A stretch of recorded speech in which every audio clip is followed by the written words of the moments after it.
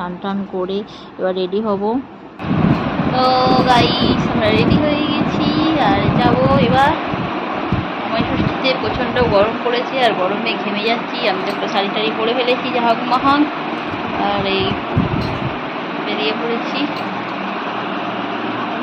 তো বন্ধুরা প্রচণ্ড গরম পড়েছে আর গরমের জন্য একদমই কিছু পরা যাচ্ছে না, ভারী শাড়ি ফাড়ি।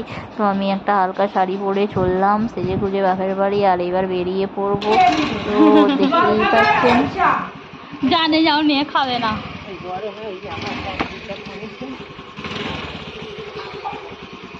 তো শেষ পর্যন্ত বেরিয়ে পড়লাম। তো এবার যাব